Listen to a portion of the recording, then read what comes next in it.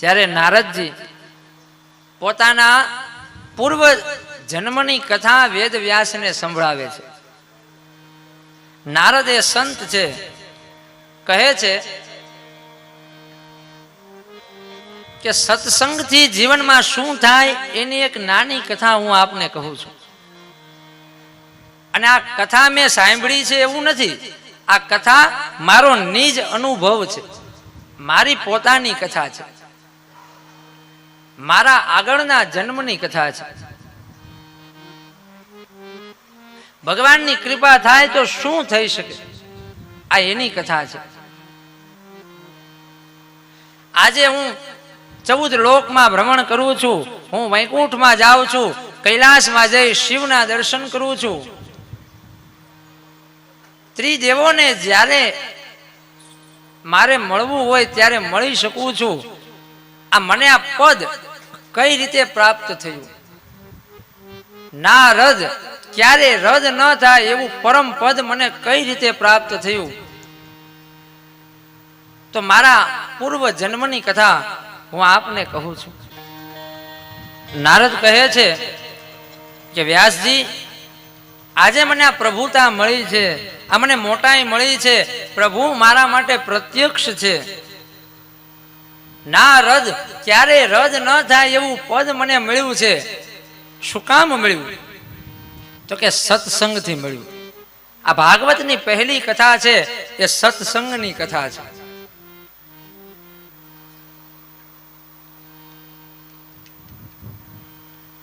નારદજી કહે છે કે મારા આગળના જન્મની અંદર હું એક દાસીનો દીકરો હતો.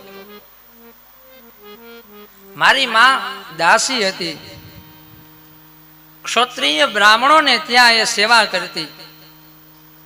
એ બ્રાહ્મણોના ઘરનું જે વાતાવરણ છે ઘણું સંસ્કારમય હતું. રોજે રોજ ઠાકોરજીની સેવા થાય, ઠાકોરજીને રોજે રોજ ભોગ ધરવામાં આવે, અને પછી ઠાકોરજીને ધરેલો એ પ્રસાદ બધા બ્રાહ્મણો સાધુ સંતો જમે. રોજે રોજ કેટલાય સાધુ સંતોના દર્શન થાય.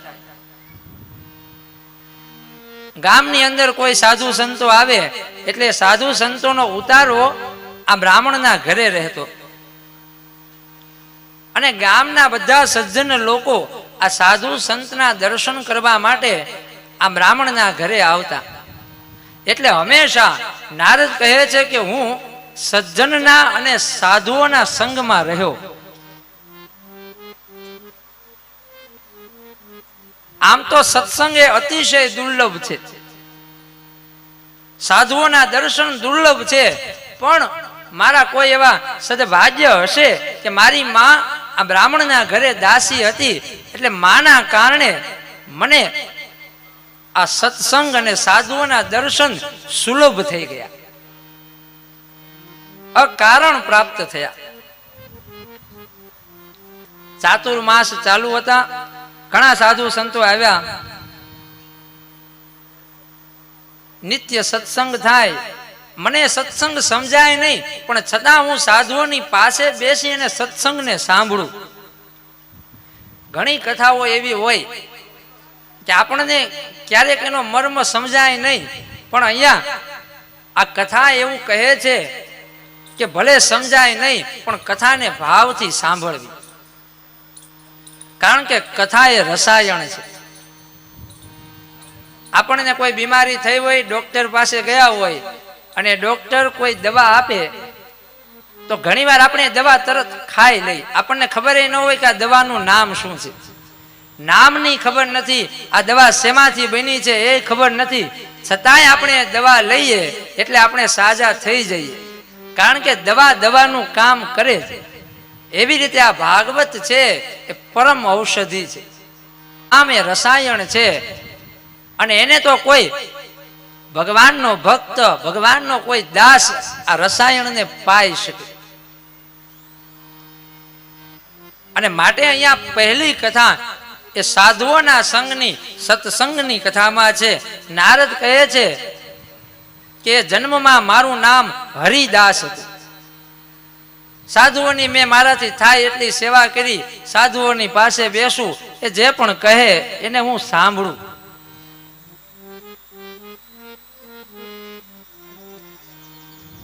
સાધુઓ જમવા બેઠા હોય, જમી અને ઊભા થાય એટલે એમની જે થાળીઓ છે એ હું લઈ લઉં.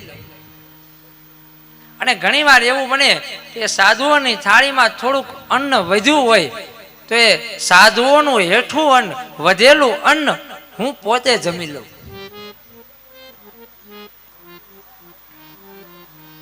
આમ તો એવો નિયમ છે કે કોઈનું હેઠું જમાય નહીં, કોઈને હેઠું જમાડાય પણ નહીં, પણ સાધુઓનું ઉચ્છિષ્ટ અન્ન એ કોઈ સામાન્ય અન્ન નથી, પણ એ પ્રસાદ છે. ભગવાનને ધરેલું ભોજન એ ભગવાનનું હેઠું ન ગણાય, પણ એ પ્રસાદ ગણાય. એવી જ રીતે સાધુ સંતો જમે અને પછી જે વધ્યું હોય એ આપણે જમીએ તે સાધુઓનું ઉચ્છિષ્ટ અન્ન નથી, પણ એ પ્રસાદ છે. અને આ કથાનો એક બીજો મર્મ એવો છે કે સાધુઓનું હેઠું ભોજન એટલે શું? કે સાધુઓના મુખમાંથી નીકળેલી વાણી.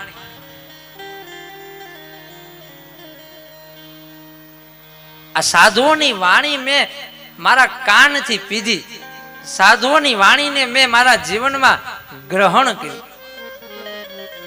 સામાન્ય અન્ન છે ને એ મુખથી ખવાનું હોય, મોઢેથી જમવાનું હોય, પણ સાધુઓની વાણી, સંતની વાણી એ એવું ભોજન છે કે જે કાનથી પીવાનું હોય. અને આ ભોજન મેં કર્યું એટલે નારદ કહે છે કે મારા જન્મ જન્માંતરના પાપનો ઢગલો હતો, પણ બધાય પાપ આ અન્નથી બળી ગયા. મારું મન નિર્મળ થઈ ગયું.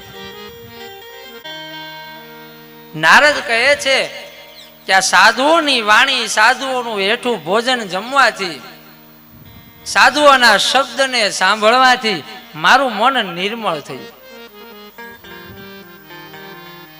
મન નિર્મળ થયું એટલે મને સરળતાથી ભગવાન પ્રાપ્ત થયા. એક સમયે એવું બન્યું, હવે નારદજી પોતાની એક વ્યથા વ્યક્ત કરે છે કે મારા જીવનમાં એવી એક કરુણતા બની કે મારી ઉંમર નાની અને એક સર્પદંશથી હું જેને અતિશય ચાહતો હતો, જેના પ્રત્યે મને અતિશય લગાવ હતો, એવી મારી માનું મૃત્યુ થયું, સર્પદંશ થયો. એટલે એ દિવસે હું ખૂબ રડ્યો. શિવરંજન નારદ કહે છે કે મારી માં મૃત્યુ પામી એટલે મને ખૂબ રડવું આવ્યું. હું રડ્યો એટલે સાધુઓ એક સુંદર બોધ મને આપ્યો. સાધુઓ કહે છે કે બેટા, ભગવાન જે કરે છે ને એ આ જીવના ભલા માટે કરે છે.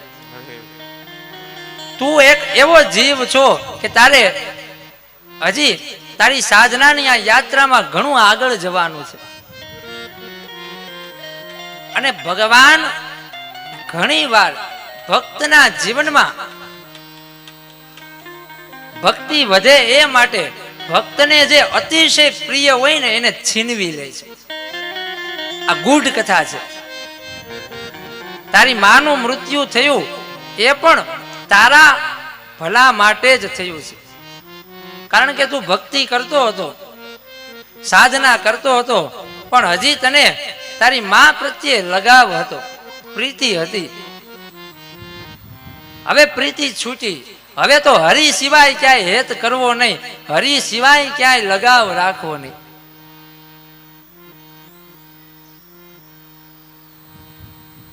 નરસિંહ મહેતાના જીવનનો પ્રસંગ છે. એક વખત નરસિંહ મહેતા ભગવાનનું ભજન ગાઈ રહ્યા છે અને તેમાં કોઈએ સમાચાર આપ્યા કે મહેતાજી, તમારો એક ને એક દીકરો મૃત્યુ પામ્યો છે. એક ભક્તની દશા કેવી હોય, હવે તમારા વંશમાં કોઈ રહ્યું નહીં. અને ત્યારે નરસિંહ મહેતાએ કરતાલને આમ જોરથી વગાડી અને કહ્યું, ભલું થયું ભાંગી જંજાળ, હવે સુખેથી ભજશું શ્રી ગોપાળ. આ કોઈ સામાન્ય સંસારી માણસની આ વ્યથા નથી, પણ જે જાણે છે, જેને જીવનમાં તત્વબોધ થયો છે, એ જાણે છે કે ભગવાન જે કરે એ ભક્તના ભલા માટે જ કરે. હવે તો સુખેથી ભજશું શ્રી ગોપાળ. નારદ કહે છે માનો પ્રેમ છૂટ્યો, મા પ્રત્યેની મમતા છૂટી, અને હવે મારા જીવનનો એક જ ઉદ્દેશ્ય કે સાધુઓએ જે મને મંત્ર આપ્યો છે એ મંત્ર જપે રાખવો. ચતુર્માસ પૂરા થયા અને સાધુઓએ નારદને કહ્યું કે તારે આ મંત્ર જપવાનો છે. ઓમ નમો ભગવતે તુભ્યમ વાસુદેવાય ધીમહિ પ્રદ્યુમ્નાય અનિરુદ્ધાય નમઃ સંકર્ષણાય ચ. એટલે હરિદાસે નારદજીએ સહજ રીતે પ્રશ્ન કર્યો કે બાપજી આ મંત્રની કેટલી માળા કરવાની, આ કેટલી વાર આ મંત્ર નો જપ કરવાનો? ત્યારે સાધુઓ હસે છે. સાધુઓએ કીધું કે તારે ગણવાનું નથી, એ ભગવાન ગણશે, તું માળા કરે રાખ.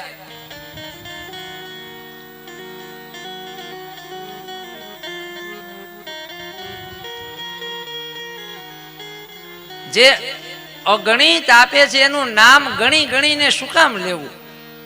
તું માળા કરે રાખ, તારા જે નામ છે એ ભગવાન ગણશે.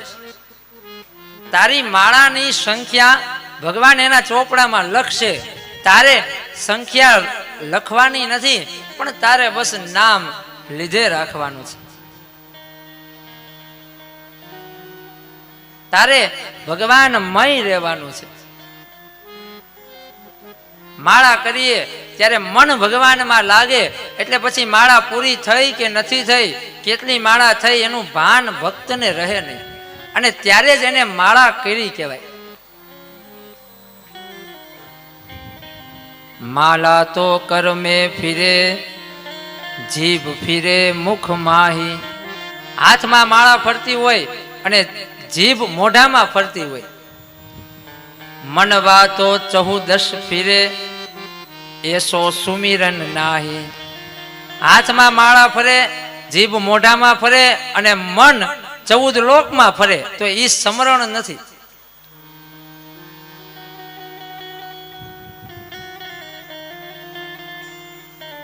સ્મરણ તો એ છે કે ભગવાનનું નામ લેતા લેતા લેતા લેતા એ નામ લેવાનું પણ ભૂલાઈ જાય, અને પછી નામ લેવું ન પડે. मन लगो मेरो यार फकीरी में, मन लगो मेरो यार फकीरी में. जो सुख पायो राम भजन में, यह जो सुख पायो राम भजन में, सो सुख नाही अमीरी में. मन लागो मेरो यार फकीरी में, मन लागो मेरो यार फकीरी में.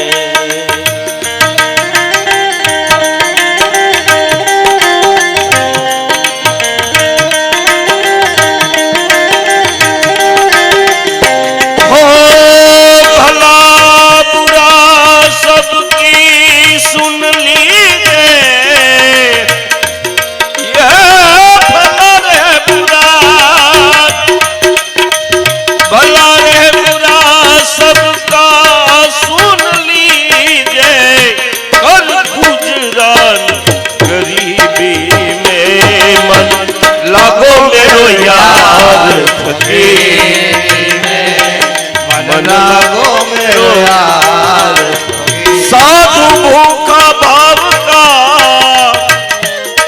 और धन का भूखा नाई, जो धन का वो भूखा फिरे सो तो साधु नाई। हे मनड़ो लागोर लागोर लागोर लागोर लागोर लागोर लागो लागो लागो मेरो यार फकीरी में, मन लागो मेरो यार यार यार।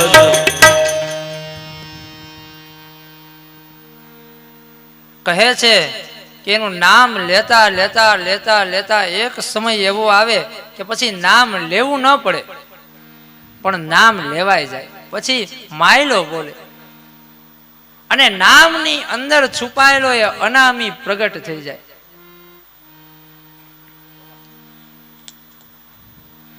એક સંત એક શેઠની ઘરે ગયા તો સાધુ સંતો જ્યારે કોઈના ઘરે જાય તો સાધુ સંતનું ધ્યાન છે એ હંમેશા એ ઘરની અંદર રહેલા મંદિર ઉપર પેલા પડે. એટલે મંદિરમાં જોયું તો મંદિરમાં એક માળા ટીંગાતી હતી. એટલે બાપુએ પોતાના ખીચામાંથી એક વિક્સ બામની ડબ્બી કાઢીને માળા ઉપર લગાડી દીધી. એટલે શેઠજીએ પૂછ્યું કે બાપજી આ તમે શું કરો છો? એટલે સાધુ હસ્યા અને કીધું કે આ તમારું મકાન તો ઘણું મોટું છે, સુંદર છે, પણ આ તમારા મંદિરમાં જે માળા ટીંગાય છે ને એને થોડીક શરદી લાગી ગઈ છે, એટલે હું એને બામ લગાડું છું. આપણે જેમ આપણા ઘરને ચોખ્ખું રાખીએ છીએ એમ આપણી સંસ્કૃતિ છે, આપણા ઘરનું જે મંદિર છે એ પણ સ્વચ્છ અને સુંદર હોવું જોઈએ. માળા પણ સ્વચ્છ અને સુંદર હોવી જોઈએ. કારણ કે માળા છે એ ભગવાનની યાદ અપાવે રાખે છે. માળા છે એ ભગવાનના સ્મરણની યાદ અપાવે છે. તો એક સંસારી વ્યક્તિ તરીકે આપણી ફરજ છે કે આપણા ઘરની અંદર જે માળા છે એ માળાને શરદી ન લાગવી જોઈએ. એ માળાની ઉપર આપણા ઘરના મંદિરની ઉપર ઝાડા ન લાગવા જોઈએ. આપણે સારામાં સારા કપડાં પહેરાવીએ, આપણા બાળકોને સારામાં સારા કપડાં લઈ દઈએ, આપણે મોટી મોટી ગાડીઓમાં ફરીએ, એ બરોબર છે, પણ આપણા ઘરની અંદર જો ઠાકોરજી હોય તો ઠાકોરજીની માટે પણ સારામાં સારા વાઘા હોવા જોઈએ. આપણા મંદિરમાં જે માળા છે એ પણ સ્વચ્છ અને સુંદર હોવી જોઈએ કે માળાને જોઈને એવું આમ મન થવું જોઈએ કે આજે એક માળા વધારે કરવી છે. નારદે કહ્યું કે હું જપ કરતો હતો, મારું હૃદય શુદ્ધ થયું, મારા ઉપર કૃપા થઈ અને હૃદયમાં ભગવાનના દર્શન થયા. નારાયણ દર્શનથી આખું શરીર રોમાંચિત થયું. આનંદના ઉદધિમાં જાણે કે મેં ડૂબકી મારી. આંખમાંથી આનંદના અશ્રુઓ વહેવા લાગ્યા.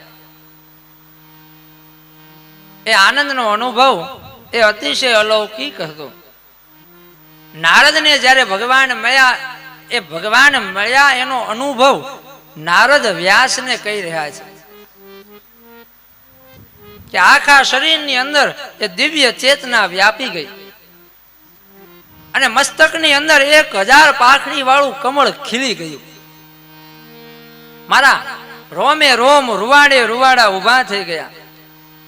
એ રોમાંચ, એ આનંદની અનુભૂતિની અભિવ્યક્તિ આ સામાન્ય શબ્દોથી થઈ ન શકે. કારણ કે ભગવતા અનુભૂતિ એ વર્ણનનો વિષય નથી, એ અનુભૂતિનો વિષય છે. થોડીક વાર થઈ એટલે એ અનુભૂતિ લુપ્ત થઈ. ભગવાન હૃદયમાંથી અંતર ધ્યાન થયા. મારી આંખ ઉઘડી એટલે હૃદયમાં મને જે દર્શન થયા એ દર્શન મેં બહાર જોવાનો પ્રયાસ કર્યો, પણ ભગવાન મને બહાર ક્યાંય દેખાણા નહીં. થયું કે અંદર તો હતા, વળી એ ભગવાન બહાર ક્યાં ચાલ્યા ગયા.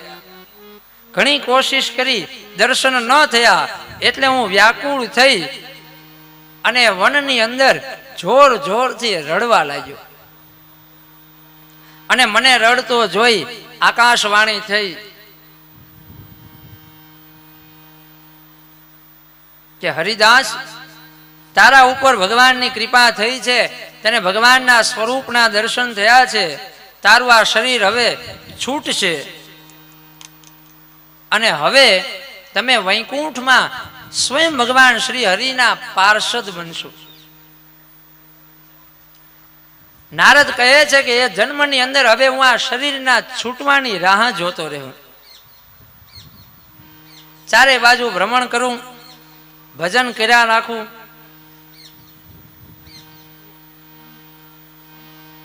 અને બ્રહ્માનો એક કલ્પ પૂરો થયો, મારી આ માનવ દેહની યાત્રા પૂરી થઈ અને મારો બીજો જન્મ નારદ તરીકે થયો. નારદ એટલે શું? નારમ જ્ઞાનમ દદાતિ ઇતિ નારદ.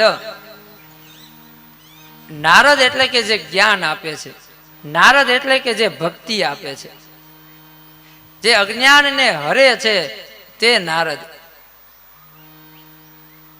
જેના ભક્તિ સૂત્રથી વેદ વ્યાસની વેદના ઓછી થઈ છે.